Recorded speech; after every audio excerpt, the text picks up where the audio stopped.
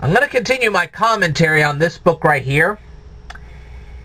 Now, do you remember a piece of scripture that says, "Study and show thyself approved"? I can't tell you how many ministers misinterpret that particular scripture. What they're telling you is, just study the Bible and everything will be okay. No, it won't. Okay? And I'll prove my point. Peter in the Bible, the New Testament, okay, one of the first apostles and one of the first disciples of Jesus, he started out his life as a fisherman. Now, if he hadn't studied the art of fishing, he could have never become the kind of fisherman that he became. That's why Jesus chose him the way he did. He started out as a fisherman, and then he became a fisher of men. Get it? And that's because Peter had the skills of fishing. You're not going to make it too well in this world without any employment skills whatsoever. It doesn't work that way. All you'll end up being is some kind of a street sweeper making minimum wage. Or heaven forbid, end up working in some fast food joint, again making minimum wage and staying in poverty the rest of your life. In this world of today, you have to have good analytical skills and you have to have good verbal skills. Let me tell you something. Matthew in the Bible had both good analytical skills and good verbal skills. Otherwise, he could not have been a good tax collector. It didn't work that way. Jesus didn't pick just dumb people to follow him. He picked intelligent people too.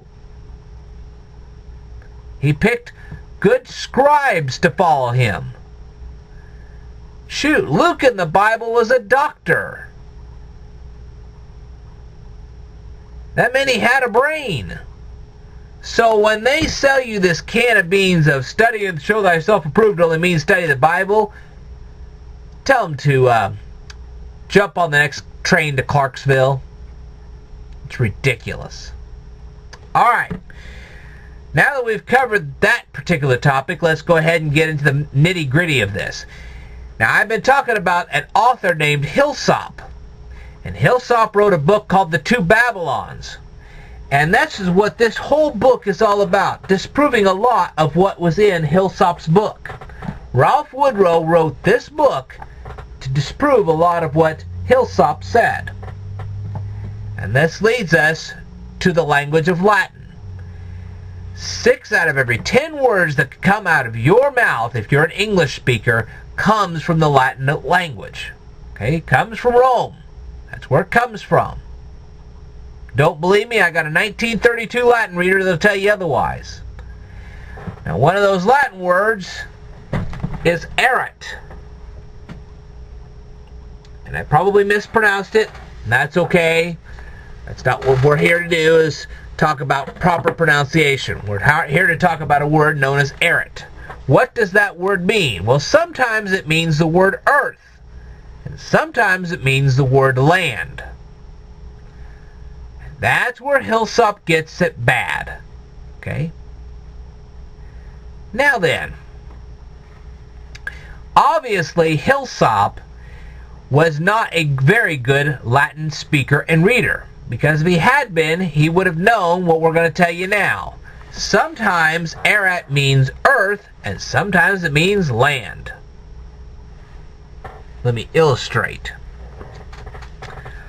Alright.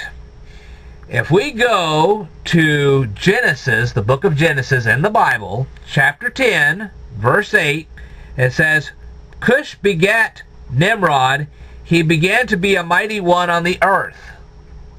Okay? He was a mighty hunter before the Lord. Therefore it is said, like Nimrod, the mighty hunter before the Lord.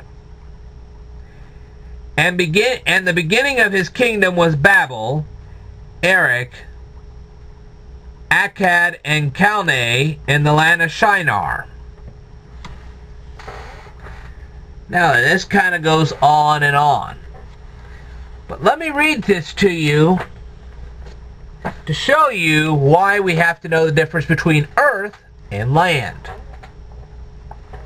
Ready for this?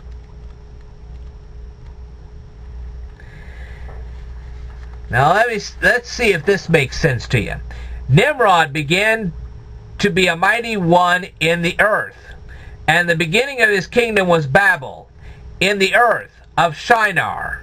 Out of that earth went forth Asher, and the whole earth was of one language. As they journeyed from the east, they found a plain in the earth of Shinar, and they dwelt there. And they said, "Let us build a city and tower." The Lord did there confound their language of all the earth, and from thence did the Lord scatter them abroad upon the face of all the earth. And Haran died before his father Terah in the earth of his nativity, in Ur, and they went forth into the earth of Canaan. Now do you see why we have to know the difference between earth and land? Didn't some of that, what I just read to you, sound silly? Of course it did. Because Eretz doesn't always mean earth. And that's the problem. And that's the problem with Hillsop's book. He assumed everything was earth, and so therefore he made a lot of assumptions that he shouldn't have made. And as soon as you realize that, you begin to realize the problems of his book, and finally get an idea of what the problems of Hillsop is. And you'll find more about this in this book right here. I suggest you order this and read it for yourself, because you'll begin to realize the problem of Hillsop. Alright, I will tell you more in a future video. Stay tuned.